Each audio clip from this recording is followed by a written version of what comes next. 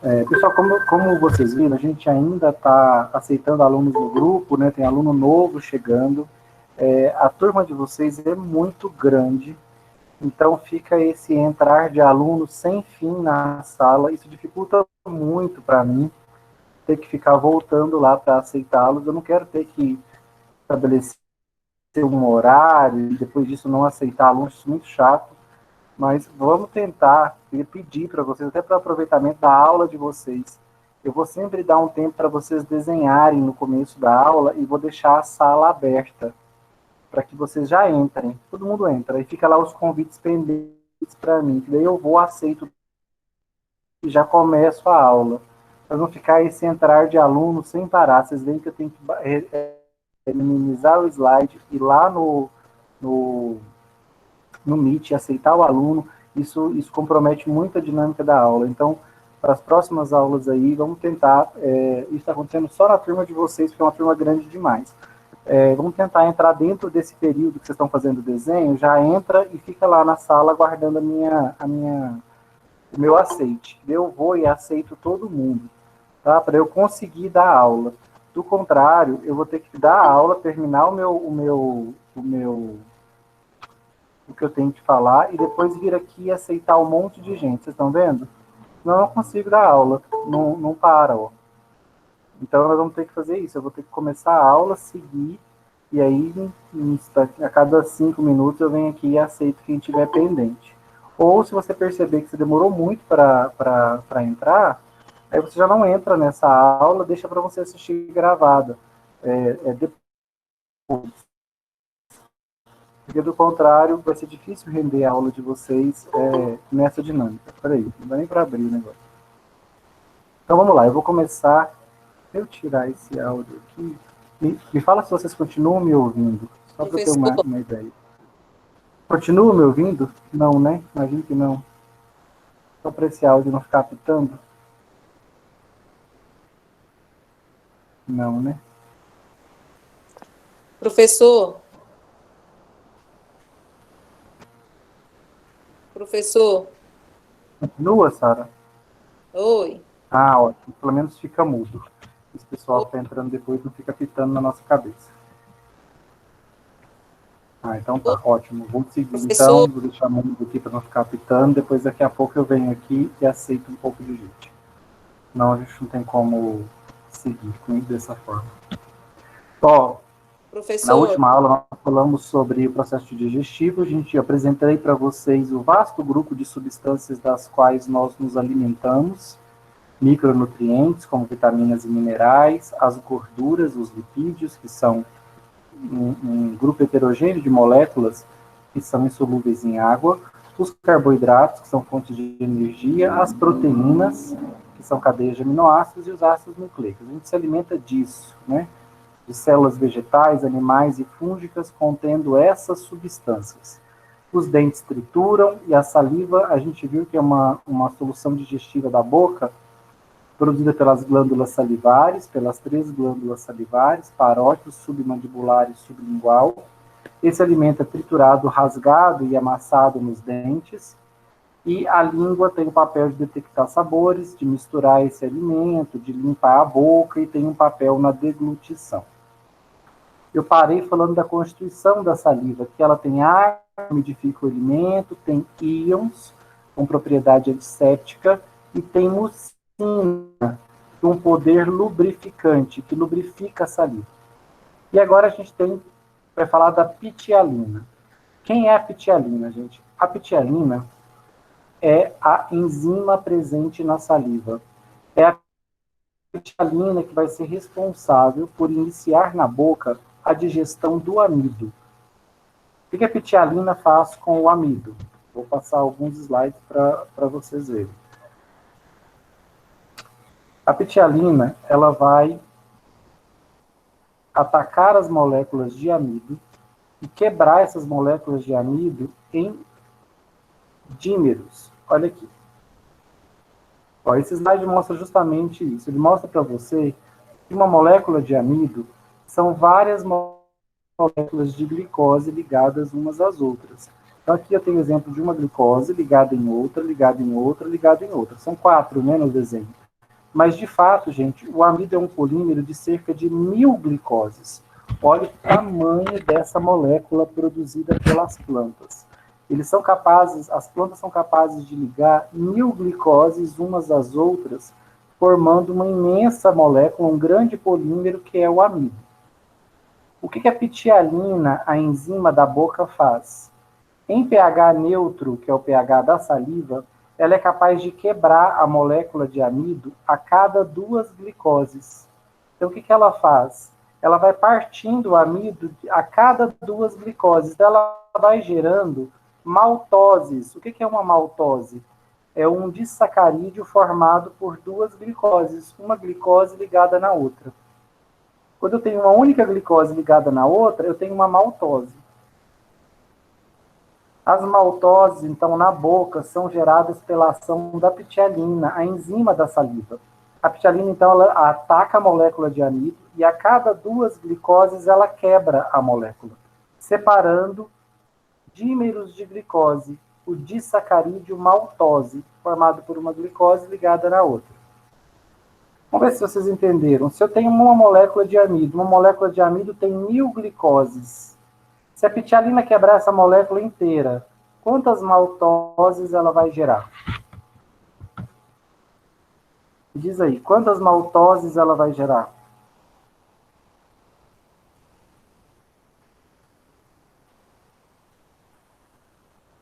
Alguém? 500? Isso, Poliana. 500 maltoses. Porque é o papel da pitialina. Vamos pensar a pitialina como uma tesoura do amido, né? O amido é uma grande fita de glicoses e a pitialina vem cortando 2 a 2. Isso é digestão, gente, tornar uma macromolécula, uma molécula gigantesca, e transformando-a, né, em micromoléculas, em moléculas menores. Essa molécula aqui, ó, a maltose, eu ainda não sou capaz de absorver, tá? Eu ainda vou precisar fazer uma última quebra, separar uma glicose da outra. O nosso intestino só absorve glicoses livres. Então, eu vou precisar de mais uma etapa. Voltando aqui para o nosso desenho. Antes de voltar, deixa eu ver se tem mais gente. Ó, não tem. Vou abrir esse trem aqui de novo para eu ouvir vocês. Então, vamos lá. A saliva, então, é essa solução digestiva da boca, contendo água, íons, a mucina, que torna ela viscosa, é um agente lubrificante da saliva, e pitialina, que é a enzima da saliva, que quebra amido apenas, tá? Quebra o amido em maltoses. Esse é o papel da pitialina em pH neutro. Portanto, a saliva é uma solução neutra, o pH da boca é neutro. E a saliva precisa do pH neutro porque a pitialina só atua em pH neutro. Se o pH da boca não estiver neutro, a pitialina perde atividade, ela não consegue quebrar o amido. Depois que o alimento está mastigado, gente, a pitialina iniciou a digestão do amido, quebrou parte do amido, tá? Não pensem que ela quebra todo o amido da boca, tempo. Ela quebra parte, ela quase consegue quebrar metade do amido que a gente ingere. Então, ela não faz uma quebra completa do amido em maltoses, não. Ela quebra só parte do amido que a gente ingere. E a ação dela vai ser beneficiada por quem mastiga bem, né? Para quem dá tempo da saliva misturar com o alimento e dá tempo para a pitialina agir. Se a pessoa mal mastigar ou engolir muito rápido, a pitialina nem tem tempo de agir. Por quê? Porque na deglutição, a língua posiciona o alimento sobre ela e empurra contra a faringe. Aí o alimento passa pela faringe e desce em direção ao esôfago. É importante a gente pensar, gente, que essa primeira fase da nossa deglutição é uma fase... Professor, Oi? a pitialina é uma enzima da saliva, é isso? Eu perdi. A pitialina é uma enzima da saliva. Ah, tá E ela certo. tem a capacidade de quebrar a molécula de amido em pedaços menores, formados por 2 glicoses apenas. Esses pedaços são chamados maltoses. Tá certo, obrigada. Tá certo? Ó, na primeira fase da deglutição, a gente posiciona o alimento sobre a língua, ela empurra ele contra o palato, aqui ela empurra ele para trás, em direção à faringe. essa região do fundo da nossa... Essa região do fundo da nossa boca aqui, que também tem contato com as vias aéreas, é a nossa faringe. O alimento escorre pela faringe, agora de forma involuntária, graças a movimentos da própria faringe e também à gravidade. E ele vai vir em direção ao esôfago. Aqui no esôfago ele vai descer em direção ao estômago. Apenas uma curiosidade para vocês, ó, é que nessa região da faringe há uma conexão com a traqueia. Então, o ar inalado passa também pela faringe e, ao invés de ir para o esôfago, ele entra para a traqueia e é levado até os pulmões. Por isso que essa entrada, o início do sistema respiratório inferior, né, o início aqui das vias aéreas inferiores, a gente chama de laringe, para diferenciar da faringe, porque a faringe é uma via comum. Por ela passa alimento e passa ar, alimento e ar. Aqui pela laringe só deve passar ar. O alimento não deve vir para cá, porque se ele vier para a traqueia, ele obstrui a minha circulação e eu sufoco, a minha respiração e eu sufoco. Por isso que a epiglote, gente, é uma projeção aqui no início da laringe e ela tampa, ela obstrui a laringe quando o alimento está passando. Assim, a hora que o alimento está descendo, a epiglote desce junto e fecha a laringe. Aí o alimento vai direto para o esôfago. Se a epiglote ficar aberta, o alimento desce pela faringe e entra na traqueia. Quando ele entra na traqueia, ele obstrui a respiração.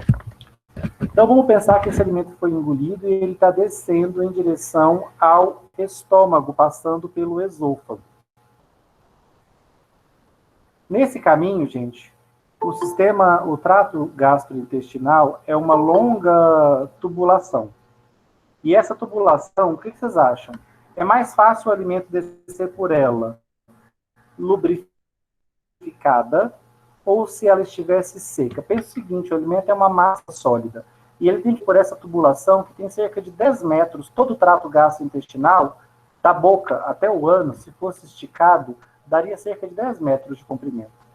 Concorda comigo que o alimento é uma massa sólida que tem que passar por esse trajeto todo? Não fica muito mais fácil do alimento percorrer esse caminho se essa tubulação estiver lubrificada, engraxada? Vamos conhecer quem é a graxa do trato gastrointestinal? Estou fazendo uma analogia com graxa, né? Mas a substância lubrificante, que lubrifica todo, gente, isso não é uma generalização que está errada. Se disser que todo o trato intestinal tem suas paredes internas revestidas por muco, essa informação não está errada. O que é o muco? O muco é uma solução gelatinosa que protege, que adere às paredes do trato gastrointestinal, da boca até o reto. Do que é constituído o muco? Ele é muito simples, ele tem água, íons e mucina, que é a proteína que deixa ele viscoso, gelatinoso. Além da água, dos íons e da mucina, eu destaco entre os íons a presença desse íon aqui, ó, HCO3-. Para quem não sabe que íon é esse, a gente escreve aí, esse é o íon bicarbonato. Íon bicarbonato. Ele é um íon básico, tá bom? Então, ele torna o nosso muco básico. A secreção mucosa que protege todo o trato gastrointestinal é uma secreção básica.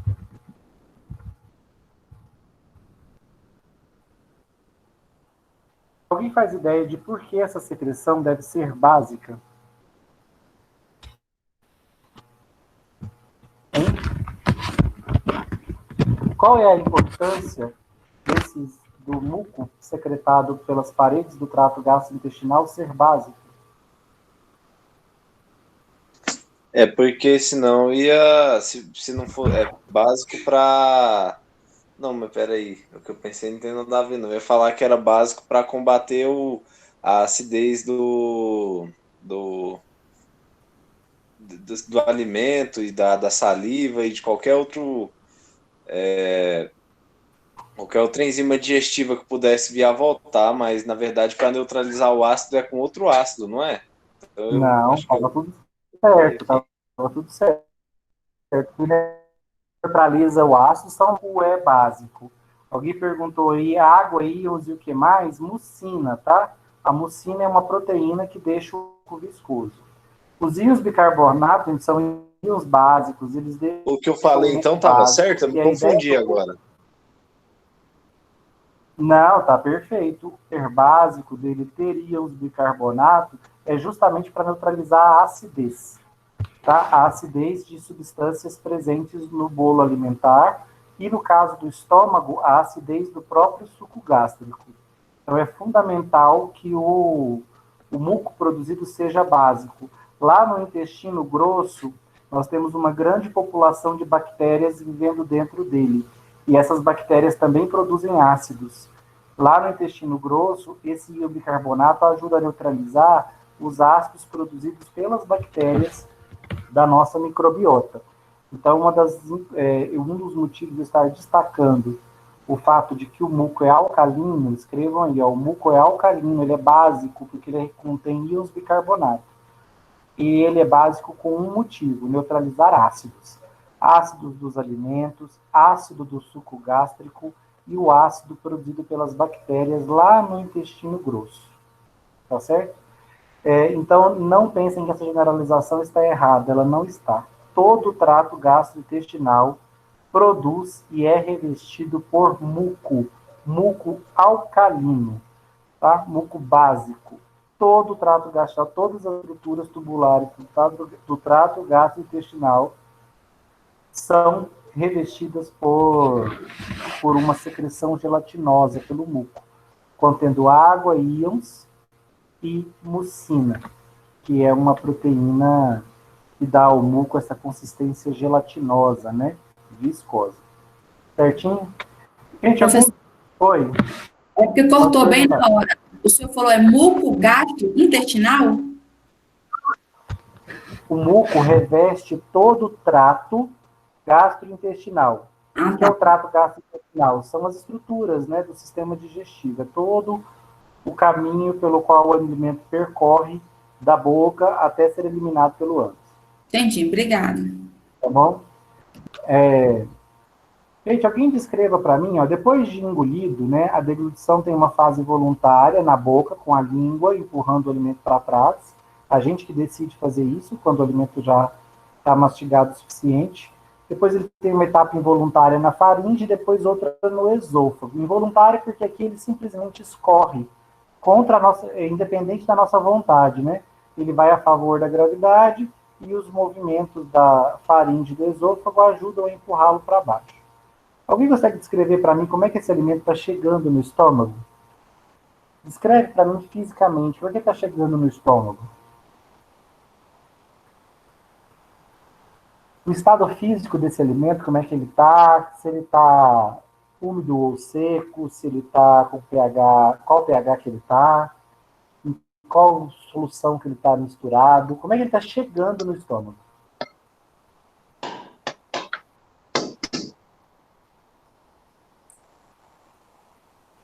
Não?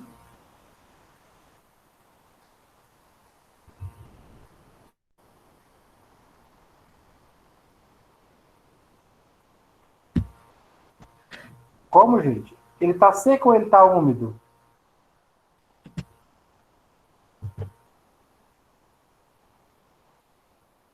Ah, vocês estão participando aqui, né? Usa os áudios, quem puder, tá?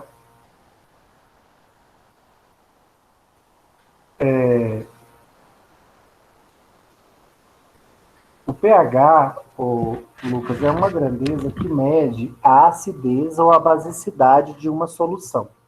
Se ela estiver rica em ácidos, ela vai ter um pH baixo. Se ela estiver rica em bases, se ela for alcalina, ela vai ter um pH alto. E o pH de uma substância, né, se ela é ácida ou se ela é básica, vai determinar algumas características dessa solução. Então, por isso que é importante saber se a solução é ácida, básica, ou se ela é neutra. Ó, como é que ele está chegando, né? Ele está chegando úmido. Ele está chegando úmido no estômago porque ele foi umidificado pela saliva. Então, ele está chegando envolto pela saliva. Inteiro, gente? Claro que não, né? Ele está chegando em pedaços, porque ele foi mastigado. Ele está chegando cortado, triturado, em pedaços, misturado com saliva e umidificado pela saliva. O pH que ele está chegando no estômago é neutro, porque a saliva tem pH neutro. E digestão? Já tem algum alimento digerido quando ele está chegando no estômago? A digestão já começou de algum nutriente? Começou ou não? O que já vai chegar no estômago parcialmente digerido?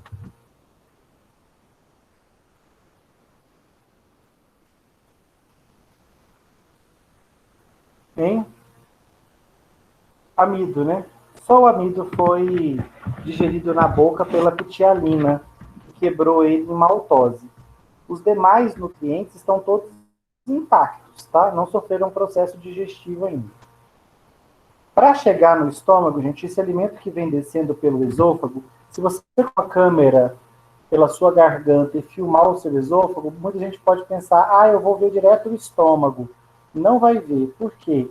Porque entre o esôfago e o estômago, a parede do trato gastrointestinal se espessa. E ela tem uma camada muscular muito espessa. Então, ela forma um anel. Então, a entrada do esôfago para o estômago está fechada. Apenas quando o alimento desce, é que esse anel muscular abre e o alimento passa.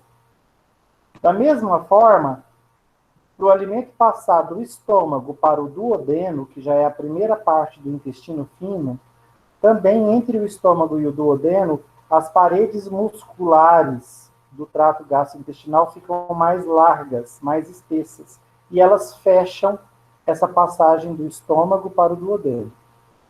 Por isso que o estômago tem que se contrair para ele conseguir empurrar o alimento, abrir esse anel muscular e empurrar o alimento aos poucos para o duodeno. Isso é muito importante, porque o estômago é uma bolsa, ele contém um volume grande de alimentos. E o duodeno é um tubo fino, é um intestino delgado. Ele não consegue comportar todo o volume do estômago de uma vez. Então esse volume vai sendo passado aos poucos. O bolo alimentar no estômago vai sendo passado aos poucos para o duodeno, à medida que esse anel muscular abre. Esses anéis musculares, gente, que fecham o trato gastrointestinal, são chamados de esfíncteres, tá? Esse esfíncter aqui, que separa o esôfago do estômago, ele tem um nome muito didático, esfíncter gastroesofágico, ou seja, esfíncter que separa o esôfago do estômago. Já esse esfíncter aqui, que separa o estômago do intestino fino, ele se chama piloro. Então, olha que interessante. O trato gastrointestinal é uma tubulação de 10 metros, mas entre uma estrutura e outra, essa tubulação está fechada por válvulas musculares, chamadas esfíncteres, tá? Então, aqui fica fechado, só abre para o alimento passar. Alguém consegue me dizer qual é uma vantagem desse esfíncter esofágico permanecer sempre fechado, dele só se abrir quando para o alimento passar e depois ele fecha de novo quando o alimento chega no estômago? As vantagens do piloro eu já expliquei, né? Porque se o estômago esvaziasse de uma vez no duodeno, ele estouraria o duodeno. O duodeno é fino, ele não comporta o volume estomacal. Então, por isso o piloro está aqui para controlar o esvaziamento gástrico. Ele abre, passa um pouquinho do bolo alimentar para o duodeno. O duodeno enche, ele fecha. Depois ele espera o duodeno esvaziar, aí o piloro abre de novo. Mais um pouco do alimento do estômago passa para o duodeno. Então, o esfíncter pilórico, ele age controlando o esvaziamento gástrico, do estômago para o duodeno. E o gastroesofágico, gente, alguém me dá uma sugestão? Abre um áudio, pelo amor de Deus, me dá uma sugestão de por que eu tenho esse esfíncter separando o esôfago do estômago. Essa estrutura muscular que só abre para passar o alimento.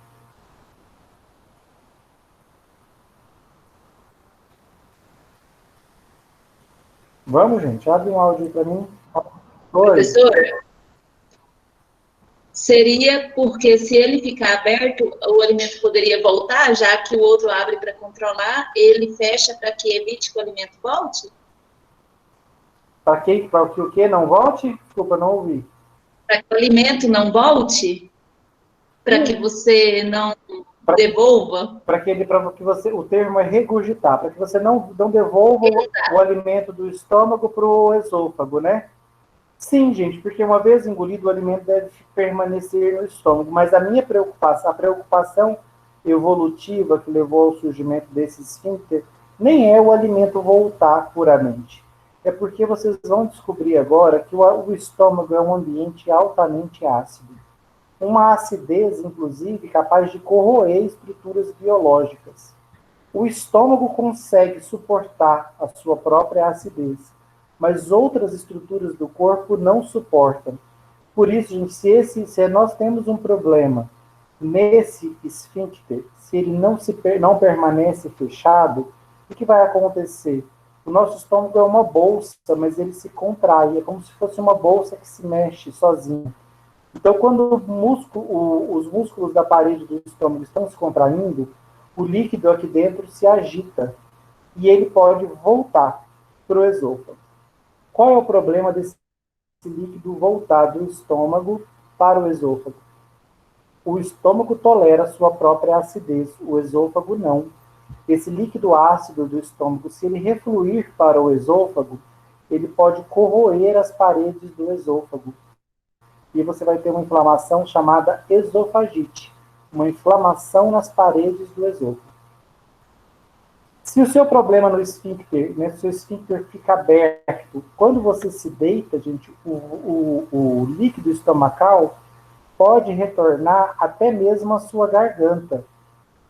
As pessoas que sofrem de refluxo, esse esfíncter dela está aberto. Quando o estômago dela contrai, ela sente o ácido estomacal chegando na base da garganta, na faringe. A faringe vai conseguir suportar essa acidez? Também não. Você pode ter uma faringite, uma inflamação de garganta, amígdalas com pus e tudo mais. Você pode achar que está com infecção bacteriana, mas não é. É o ácido estomacal que está voltando e corroendo as estruturas da sua garganta, da sua faringe. Esses pacientes que sofrem de refluxo podem ter o ácido estomacal refluindo até mesmo para a boca. E aí ele vai ter dois sintomas. A presença de aftas começam a surgir por toda a boca, pontos em que a acidez estomacal corroeu a parede, a mucosa da boca. E ele vai começar a perceber que os dentes todos estão muito sensíveis. Aquela sensibilidade ao frio, sabe? Por quê? Porque o ácido estomacal consegue aumentar a sensibilidade dos dentes. Porque ele também agride as estruturas ósseas dos dentes. Especialmente o esmalte, né, que reveste os dentes.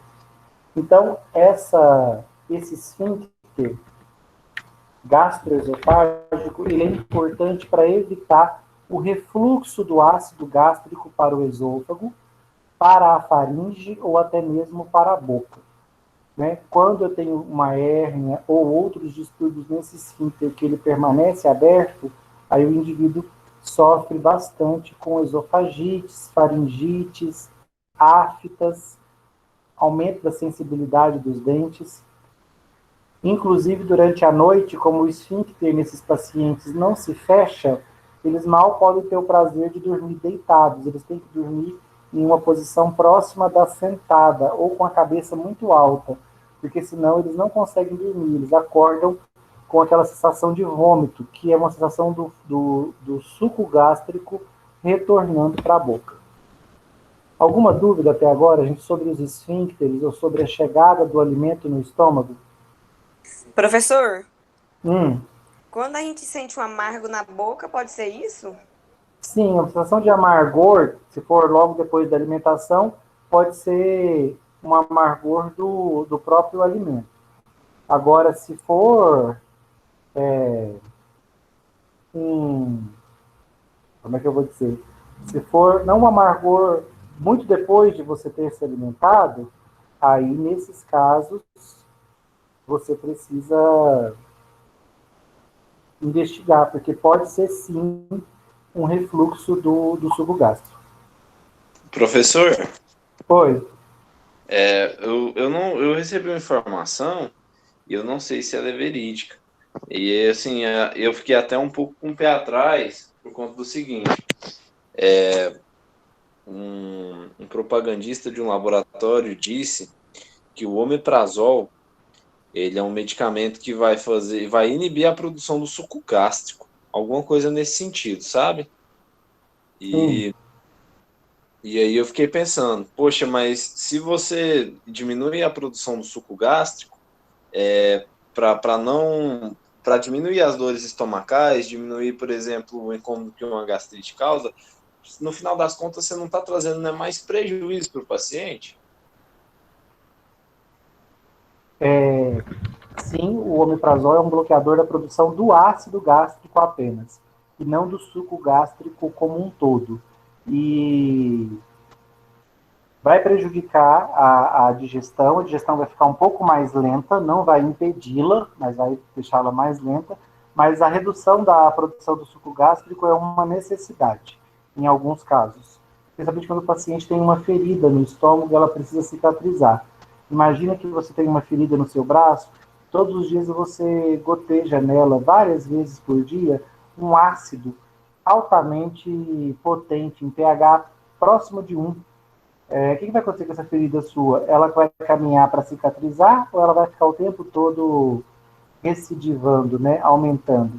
Ela faz aumentar. Então, para você dar chances da parede do seu estômago cicatrizar, você precisa parar a produção do ácido gástrico. E o omeprazol é uma alternativa para isso. Então é por isso que medicações para H. pylori, por exemplo, ou para úlcera, elas sempre vêm associadas de lansoprazol ou então esomeprazol. Entendi agora. Na verdade, você está tratando uma ferida na parede do estômago que, além de se fosse uma ferida puramente simples, você estaria tratando só com omeprazol, lansoprazol, pantoprazol. Só que nesses casos a ferida se contaminou com uma bactéria. Então, além da ferida, você tem agora uma ferida infectada por uma bactéria. Então, além do medicamento para parar a produção do ácido, você precisa entrar com um antibiótico antibacteriano para matar essa bactéria. Então, é um quadro mais grave ainda. Além da ferida, a ferida agora está infectada. Aí eu preciso de um antibiótico junto. Esse alimento, quando chega no estômago, gente, a presença do alimento no estômago será um indutor para a produção do suco gástrico. Nós já conhecemos a primeira secreção digestiva do trato gastrointestinal, que foi a saliva. Agora nós vamos conhecer o suco gástrico. A solução digestiva do estômago, ela contém água, ácido clorídrico, pepsina e fator intrínseco. FI. Escrevam aí, por favor, para mim. Fator intrínseco. É isso que significa FI. Mais para frente nós vamos entender o significado dele. Fator intrínseco. Pepsina, ácido clorídrico, tá? Não confundam. A gente acha que no estômago tem ácido nítrico, sulfúrico. Não. O ácido do estômago é o ácido clorídrico. Em pH muito ácido, próximo de 1, entre 1 e 2. Água e íons. Nem preciso dizer, né, que se o estômago é extremamente ácido, se tem uma estrutura do trato gastrointestinal que está bem protegida pelo muco alcalino, contendo íons bicarbonato, essa estrutura é o estômago. A parede estomacal está protegida por uma espessa camada de muco alcalino básico, íons bicarbonato. Qual é a função desse muco? Neutralizar o ácido do estômago, porque se isso não acontecer, o ácido estomacal é capaz de corroer o próprio estômago, a ponto de perfurar a parede estomacal. Então, eu tenho que tomar cuidado para não ter uma descontinuidade na produção desse muco. Se eu paro de produzi-lo por qualquer motivo, eu exponho uma região da parede do meu estômago à acidez gástrica, e esse ácido clorídrico vai provocar uma queimadura. O ácido provoca uma queimadura ácida. Quando isso está acontecendo na parede do meu estômago, o paciente vai relatar para nós uma sensação de dor em queimação. porque de fato é o que ele está tendo. Ele está tendo uma queimadura ácida no estômago. E essa queimadura vai ficar cada vez mais grave, e ela pode, como eu já acabei de discutir aí com vocês, ela pode estar contaminada por uma bactéria. Então, além de eu ter uma queimadura, ainda tem uma ferida gerada por essa queimadura ácida contaminada. A queimadura ácida pode ser tão profunda na parede do estômago que ela começa a romper vasos sanguíneos. E aí eu tenho hemorragias gástricas, tá? O sangue os vasos rompidos pelo ácido começam a extravasar sangue para dentro do estômago. Isso é perceptível no vômito, porque o sangue forma grumos pretos, ele coagula e fica escuro, então eu percebo no vômito a presença do sangue. Outra forma de perceber que há um sangramento no meu trato gastrointestinal são as fezes negras. Então, fezes negras são um sinal de sangramento no trato gastrointestinal e são um alerta que a gente não deve menosprezar. Por quê? Pode ser uma ulceração, uma ferida na parede do estômago, na parede do duodeno ou na parede do esôfago. Essas duas estruturas, duodeno e esôfago, sofrem muito também com ataques ácidos, porque estão em contato direto com o estômago, tá?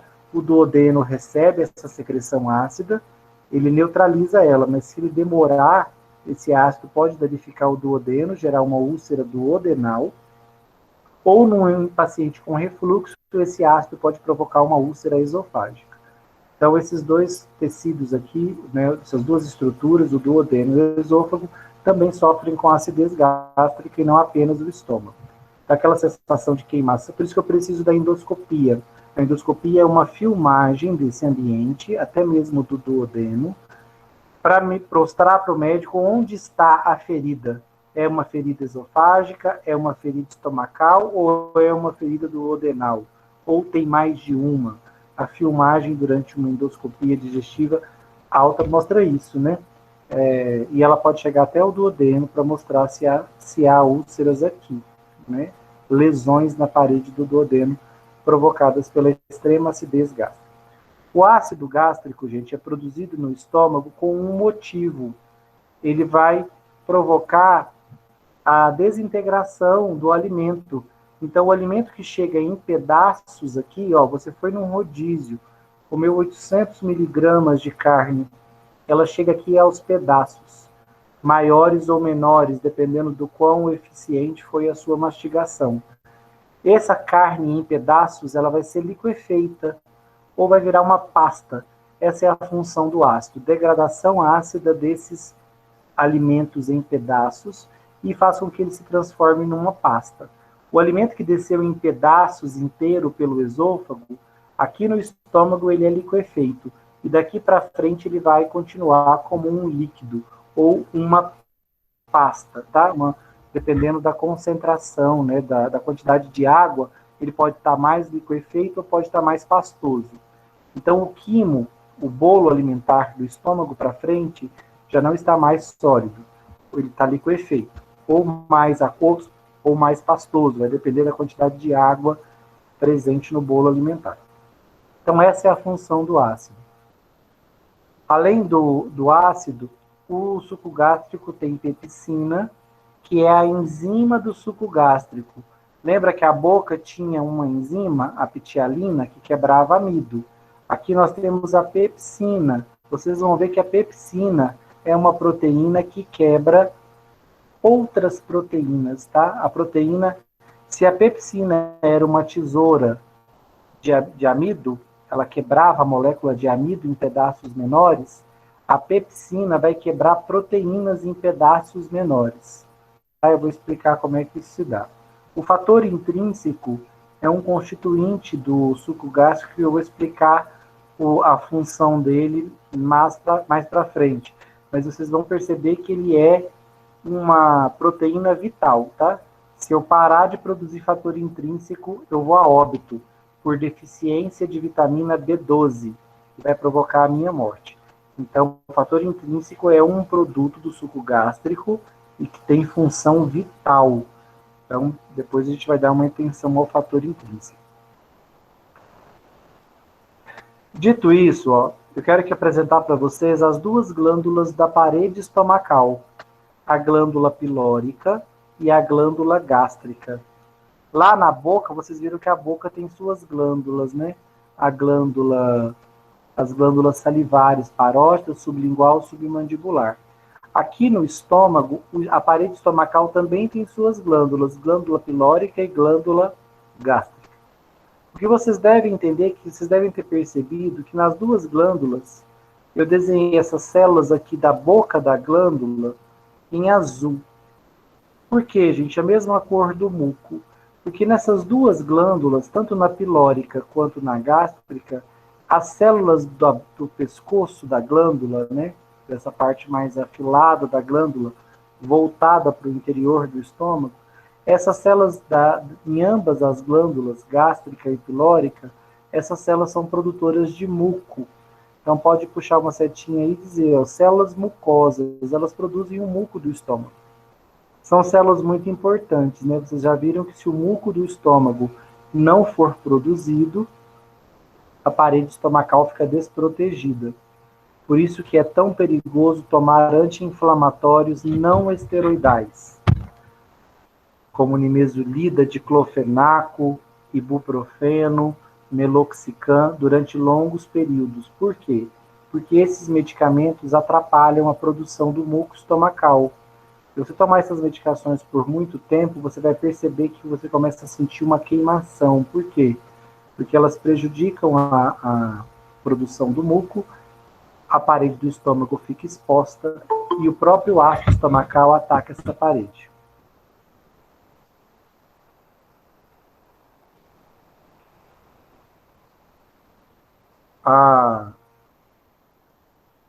Depois eu vou ver as perguntas, tá, gente? Se alguém quiser fazer alguma pergunta assim, no ato, pode abrir o áudio, tá? A qualquer momento. Professor, eu quero fazer outra. Diga. Estou falando aí da queimação. Antigamente eu chupava muita balinha de manhã, aí eu sentia essa queimação no estômago. Por que uma balinha pode trazer essa queimação no estômago? Essas coisinhas assim. Uma queimação no estômago, uma balinha, você está dizendo? Sim, uma balinha. Aí eu chupava balinha de manhã, eu estava de manhã, aí eu chupava balinha. Aí uma vez eu fui no médico, ele falou, aí tava me dando muita queimação mesmo no estômago. Aí eu peguei e parei. Porque o que acontece com o nosso estômago, gente? A mastigação é um ato prévio à deglutição. Então, logo depois que você mastiga algo, você engole, o alimento desce e cai no estômago. O que acontece com o estômago? Ele produz o suco gástrico ácido, especialmente quando o alimento chega no estômago. Só que o nosso corpo é muito impecável, né? O estômago já começa a produzir ácido gástrico quando você está mastigando. Por quê? Porque o seu sistema nervoso central já manda um sinal químico para o estômago com a seguinte mensagem. A ideia é essa, ó. Fulano está mastigando, que significa que daqui a pouco ele vai fazer o quê? Ele vai engolir, não vai? O alimento vai chegar no estômago. Então o estômago tem que estar ácido para começar a derreter, a degradar esse alimento. Só que a mastigação do chiclete, ela engana o estômago. Você está ali mastigando, o estômago está produzindo ácido, suco gástrico ácido. Por quê? Ele está esperando você engolir. Só que essa deglutição nunca acontece, né? A mastigação do chiclete, você fica ali mastigando, mascando, mas cadê a deglutição? Não vai acontecer. Só que o estômago produz ácido, porque ele entende que a qualquer momento você vai engolir. Você está mastigando, né? Afinal de contas. E aí esse excesso de ácido pode provocar um ataque às paredes do estômago e você sente a queimação. Então era esse o motivo. Ao mastigar, você induzia o seu estômago a produzir ácido. Oi? E isso também pode causar gastrite? Isso. O que é a gastrite? É esse primeiro contato do ácido com a parede do seu estômago. Gastrite, o it é inflamação. Gastro é de estômago. Então é uma inflamação na parede do estômago, provocada pelo ataque ácido. Então, a gastrite foi provocada pelo ataque ácido, e o ataque ácido aconteceu porque você produziu suco gástrico excessivamente, induzido pela mastigação. sendo que o alimento acabou não sendo engolido, né? Você estava só mascando. O estômago não sabe disso, ele produz ácido. Tá certo? Certo. Professor, Oi. no caso, igual ela estava citando o exemplo da balinha. Vamos supor, eu sou de pessoa, é aquele Sprite de menta extra forte, muito forte. Se eu chupar, eu quase morro de dor no meu estômago. Mesmo raciocínio. Interferência é ser mais forte? Não, mesmo raciocínio. É o ato de mascar e fazer a produção do ácido gástrico. E aí, possivelmente, você tem no seu estômago um ponto de fragilidade, né, onde o muco está mais delgado, e aí esse ácido em excesso vai lá e ataca a parede e você sente a queimação. A dor em queimação, a azia. Então, mascar chicletes é um hábito não muito bom. Além dos açúcares, né, que eles trazem, podem trazer problemas para os dentes, eles também podem provocar uma produção excessiva de ácido gástrico que pode comprometer a integridade das paredes do estômago, do duodeno ou mesmo do esôfago se houver refluxo. Tá certo? Entendi então, obrigada. De nada. Essas duas glândulas aqui que eu representei para vocês, duas glândulas características do estômago, a pilórica e a gástrica, elas têm células mucosas aqui no pescoço da glândula, tá? Esse muco é produzido e ele reveste as paredes do estômago. E qual é a diferença entre essas duas glândulas? Elas têm tipos celulares distintos, tá? A glândula gástrica, ela é rica em células ECL e também em células oxínticas ou parietal. Essa célula oxíntica ou parietal é muito importante, gente. É ela que produz o ácido clorídrico e é ela que produz o fator intrínseco. Talvez ela seja a célula mais importante do epitélio gástrico, tá? Mais característica do estômago. É ela a produtora do HCl e do fator intrínseco.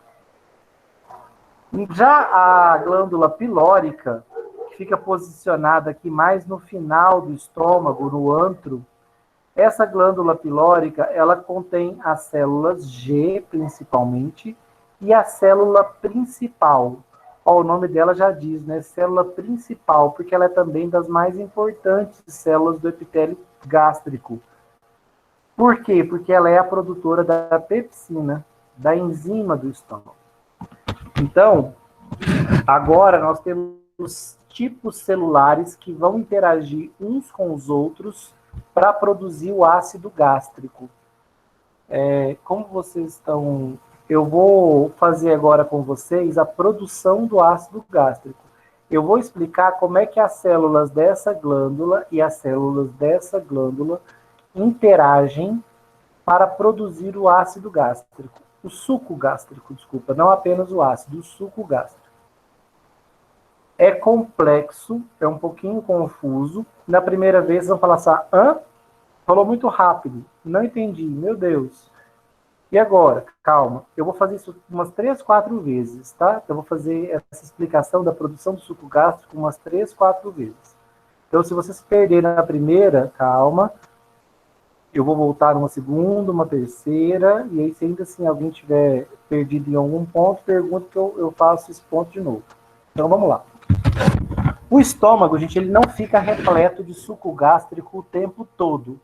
Como eu disse para vocês, como esse suco, como essa secreção digestiva tem uma característica muito ácida, não é interessante que o estômago esteja lotado desse suco gástrico o tempo todo.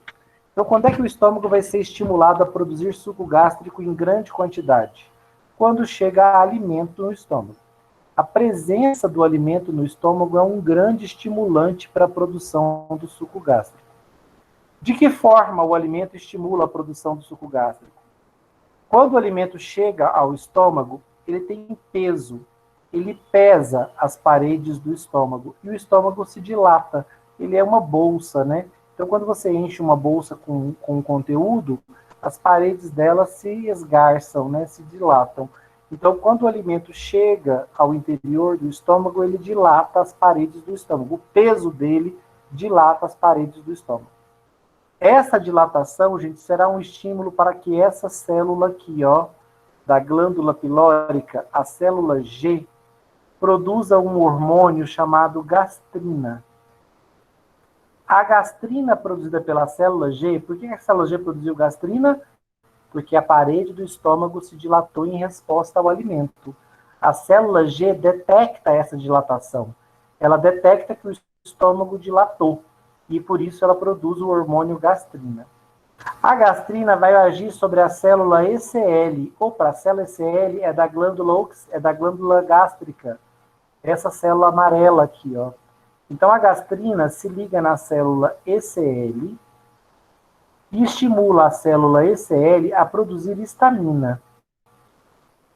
Então a célula, olha que curioso, a célula ECL ela é estimulada por gastrina. Quem produziu foi a célula G. E quando a gastrina estimula a célula ECL, ela produz histamina. A histamina, por sua vez, vai agir sobre a célula oxíntica ou parietal, essa em vermelho. Então, a histamina produzida pela célula ECL vai se ligar na célula oxíntica. O que a histamina faz com a célula oxíntica? Ela estimula a célula oxíntica a produzir ácido clorídrico e fator intrínseco. Dois constituintes importantes do suco gástrico são liberados, então, pela célula oxíntica.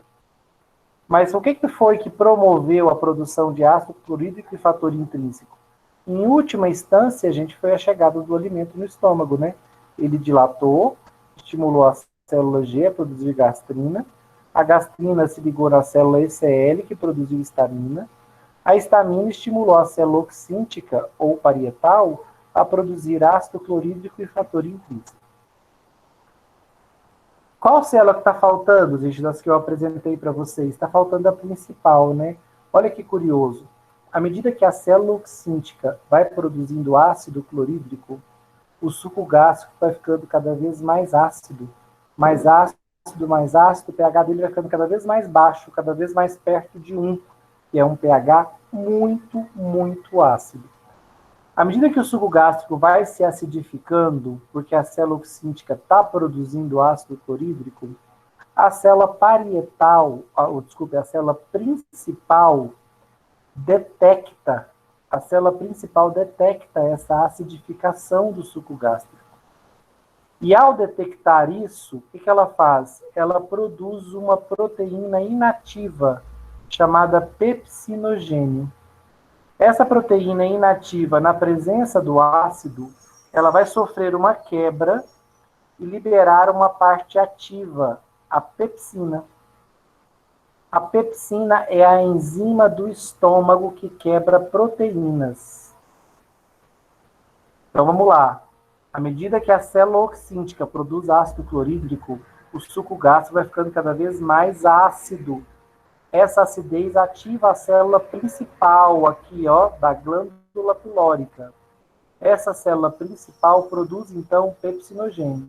O pepsinogênio no ambiente ácido, ele é uma proteína, uma cadeia de aminoácidos. Só que uma parte dele é inativa, ele perde essa parte em ambiente ácido, e o que sobra dele é uma cadeia de aminoácidos chamada pepsina, uma proteína que tem a função de enzima. Ela vai digerir, quebrar outras proteínas. Então, se na boca, a enzima da boca, a pitialina, quebrava amido, a pepsina vai quebrar outras proteínas. E se quiserem anotar quem é o principal alvo dela, mas não o único, mas o principal, o colágeno. Quando a gente ingere colágeno, que é uma grande proteína, ele vai ser atacado pela pepsina no estômago, que vai quebrá-lo em pedaços.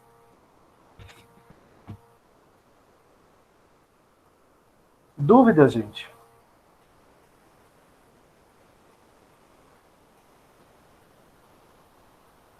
A célula oxíntica está ligada à glândula não pilórica, né? Olha aqui, ó, célula oxíntica ou parietal, ela está presente na glândula gástrica, próxima da célula ECL. Tá? Professor, Oi. uma pessoa que faz gastroplastia, que faz redução do estômago, eu já ouvi falar que ela não produz mais a gastrina. É verdade? Tanto que elas não têm a sensação de saciedade que quem não fez esse procedimento tem. É verdade? E isso interfere no processo de digestão? Como eu falei para vocês na primeira aula, não sei se vocês lembram, a digestão propriamente dita é feita no duodeno pelo suco pancreático. Tudo que acontece antes no estômago e na boca é acessório e dispensável. Então, se a ptialina não quebrar amido, problema nenhum. Se a pepsina não quebrar proteínas no estômago, problema nenhum. No duodeno, o suco pancreático consegue digerir tudo que nós comemos, tá? Então, nas cirurgias que alteram o trânsito do alimento no trato gastrointestinal, em algumas técnicas, o estômago é praticamente pulado, né? Então, isso mostra para nós que a etapa de digestão no estômago não é uma etapa crucial, tá? Mesmo, tanto que essas técnicas mais agressivas, elas praticamente conectam o esôfago no duodeno. O indivíduo perde aí quase que a totalidade do estômago nesse tipo de cirurgia. E aí, de fato, a produção dessas substâncias fica diminuída, porque você viu o que vai estimular a produção delas é a chegada do alimento no estômago. Se ele não chegar, não estimula. Tá ok? Professor? Oi. Eu estava, de acordo com as minhas anotações que o senhor falou aqui, a célula principal é a produtora da pepsina, correto? Isso. Mas ela Sim. produz primeiro a pepsina numa forma inativa, o pepsinogênio. Isso. Aí depois. Se no caso. Se no caso o esfíncter tiver infeccionado ou der algum problema, não consegue gerar essa pepsina por causa que vai dar uma deficiência em todas essas células ou não tem nada a ver uma coisa com a outra? Um esfíncter estiver com problema? Como assim? O que o esfíncter teria a ver com essa cascata? Isso não entendi. O esfíncter gastroesofágico, não é ele que... Sim. Isso, não é ele que é o topo de tudo, e aí se tiver uma deficiência nele, vai englobar tudo, não tem nada a ver uma coisa com a outra. Não, o esfíncter, ele é só uma barreira, ele é só um anel contrátil que fecha a passagem do esôfago para o estômago. Ele só contrai, fecha e contrai para abrir, para passar o alimento. Ele só faz isso, ele é só uma porteira. Ele fecha para o ácido gástrico não voltar para o esôfago. E ele abre para o alimento descer. Ele não está envolvido com essa cascata bioquímica que não. Quando o alimento passa por ele e cai no estômago, aí o estômago dilata, estimula a célula G e ela produz gastrina. A gastrina que ela produz estimula a célula ECL a produzir histamina. A histamina da célula ECL se liga na célula oxíntica ou parietal e estimula ela a produzir ácido clorídrico e fator intrínseco. À medida que o ácido clorídrico acidifica o suco gástrico, isso estimula a célula principal a produzir pepsina, só que não na forma ativa direta. A célula principal produz primeiro pepsinogênio, e o pepsinogênio, em ambiente ácido, é clivado, ele perde uma parte inativa, e o que sobra é a pepsina, uma proteína que quebra outras proteínas. Uma proteína que cliva outras proteínas. Não sei se vocês se lembram lá da apostila de vocês. Tem uma atividade para vocês fazerem sobre a beta-caseína. Nessa atividade, tem uma proteína, a proteína do leite está aqui representada, a sua sequência de aminoácidos. A beta-caseína tem 209 aminoácidos, olha que tamanho de proteína. Ela começa com arginina e ela termina com valina. Ela é uma cadeia de aminoácidos imensa, uma imensa fita de aminoácidos. Então pensa aqui como uma fita de aminoácidos, de 209 aminoácidos, como se fosse um colar, esses rosários de contas, é como se fosse um imenso rosário com 209 contas, né? Então a beta-caseína é uma proteína muito grande. O que a pepsina faz com ela? O que a enzima do estômago, a pepsina, faz com grandes proteínas? Ela faz uma quebra grosseira. Então ela vai vir aqui nessa proteína de 209 aminoácidos e quebrar ela nos 4 pedaços de 53, 54 aminoácidos. É suficiente para eu absorver agora que ela quebrou desse jeito? Não, gente, eu preciso de aminoácidos livres. Eu preciso separar cada um dos aminoácidos. Eu preciso quebrar a beta-caseína até ela virar 209 aminoácidos separados uns dos outros. Eu tenho que separar essa turma toda. O que a pepsina faz, então? Ela faz uma quebra grosseira. Ela começa o processo de quebra.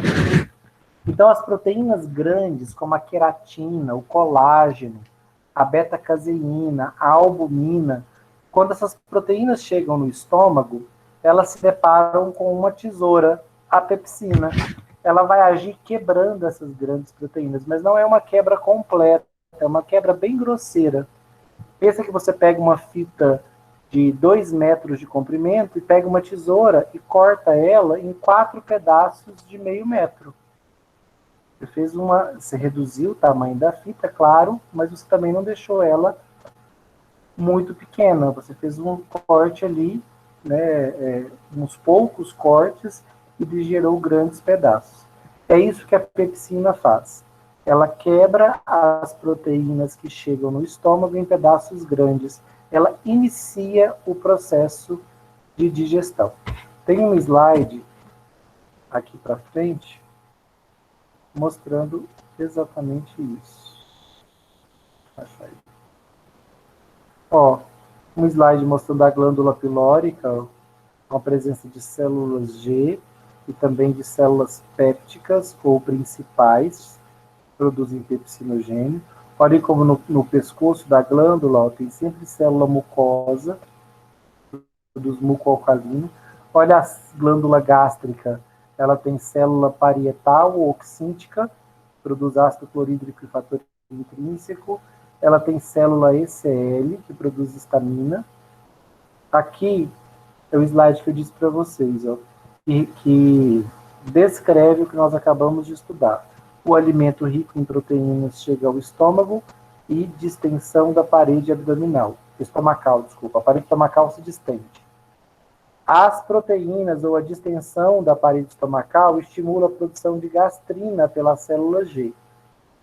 A gastrina estimula a célula ECL, esse é o nome dela, tá? Célula semelhante a enterocromafins. Não vou cobrar isso de vocês não, pode chamar ela pelo apelido. ECL. Mas quem escreve células semelhantes a enterocromafins deixa o professor muito feliz. A gastrina estimula a célula ECL a produzir histamina. A histamina estimula a célula oxíntica ou parietal a produzir ácido clorídrico. O aumento da acidez do suco gástrico estimula a célula péptica a produzir pepsinogênio. O pepsinogênio secretado é ativado em pepsina, em pH de 1,8 a 3,5, um pH altamente ácido. A pepsina é uma protease, ou seja, ela quebra proteínas em oligopeptídeos, ou seja, pedaços de até 50 aminoácidos. Então, uma proteína de 200, se ela for atacada pela pepsina, ela vai ficar 4 pedaços de 50 aminoácidos. É a principal responsável por quebrar o colágeno dos alimentos, tá? Então, as fibras colágeno são atacadas pela pepsina e sofrem uma primeira quebra. O restante da quebra vai acontecer no duodeno, graças ao suco pancreático.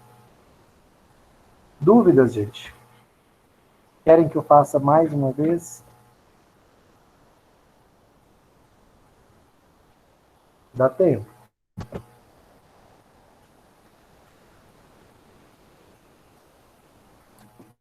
Dúvidas, não?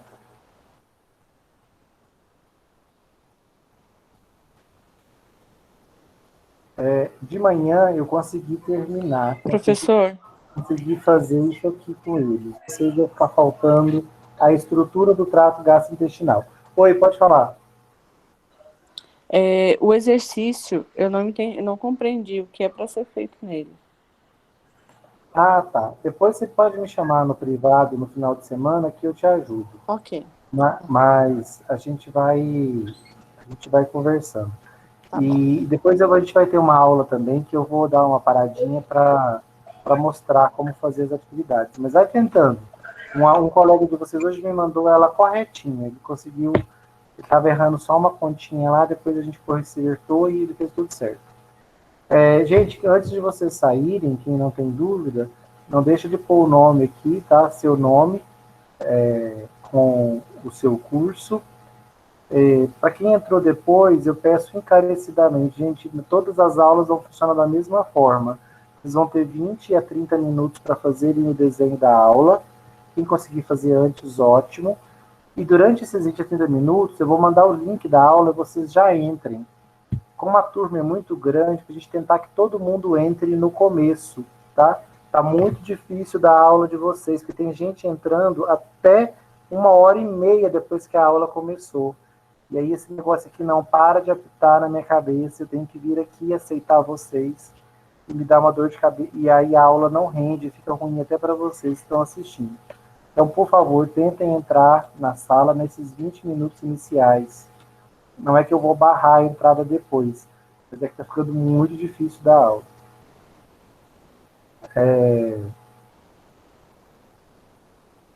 Vão mandando o nome aí, se tiverem dúvidas, estou aqui.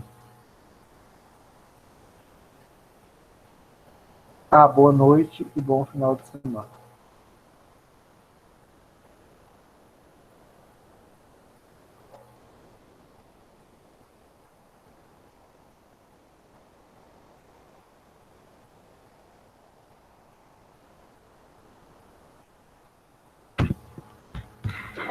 Professor, Oi.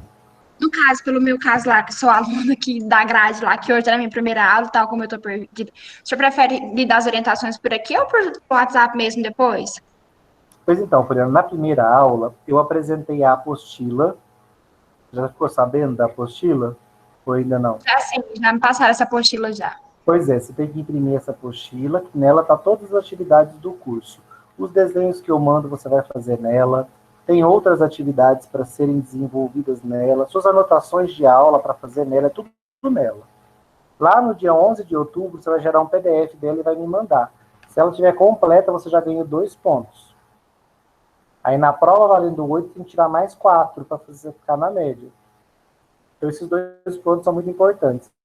E você vai notar que a apostila ela é preparatória para a prova. Ela não é um trabalho, como muitas vezes acontece, o professor passar um trabalho desconectado com a prova. Não, você vai ver que ela é uma atividade de fixação para a prova. Tudo que você fizer nela são atividades que você vai estar repetindo para fazer na prova. Então, nesse primeiro bimestre vai ser mais, você vai pegando o jeito, tem mapa mental para fazer, tem atividades para responder, aí você vai pegando o jeito. Mas o foco é na apostila. As aulas, eu estou enviando o link no grupo, e tem um link no Moodle que não está funcionando. E muita gente também está sem acesso ao Moodle. Por isso, estou continuando mandando os links no grupo, todos os professores estão fazendo isso. Se pegarem algum colega de vocês aí perdido, traz ele para o grupo, manda o link para ele acessar o grupo. E vai funcionar sempre assim, desenho, aula, tem slides. Lá no Moodle, quando você assistir a primeira aula, você vai ver que eu apresento o Moodle da disciplina. Olha aqui, ó, aproveitar que nós ainda temos um tempinho. Quando você entrar no Moodle da disciplina, você vai ver que tem o plano de ensino, as apostilas do primeiro e do segundo bimestre estão aqui, os slides, esses slides que eu mostro estão aqui, o livro para estudar está aqui.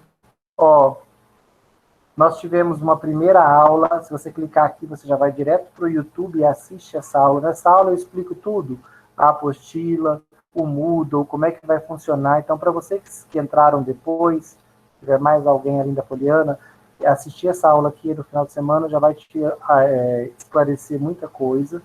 Aqui é o link da aula 2, primeira parte, quando eu falei da digestão na boca, que eu terminei hoje. Então, aqui no final de semana eu vou pôr um segundo link aqui, ó, aula 2, parte 2, né? E a aula que nós falamos de digestão no estômago, que foi essa aula de hoje que nós fizemos. Então, cada aula vai estar o link aqui, tudo muito organizadinho. Fica todo mundo meio perdido, todo mundo não, né? Tem muita gente perdida no começo, mas isso é normal de todo começo. Aos poucos, cada um vai se situando aí.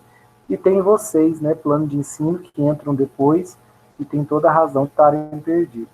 Mas assistindo essas aulas aqui, ó, que estão com os links, você vai ver que você não vai ter dificuldade, não. Já vai entender. E as dúvidas que você continuar tendo, aí você me manda no privado que a gente vai conversando. Ah, sim. Então tá bom então, professor. Muito obrigada. Boa noite. Boa Boa noite. final de semana. Obrigada. Eu também.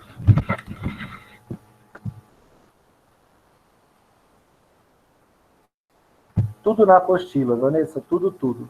Anotações, tudo, é para você usar ela como caderno. Mapa mental você faz nela, tudo nela. Ela vai ficar como um documento para você acessar essas informações no futuro.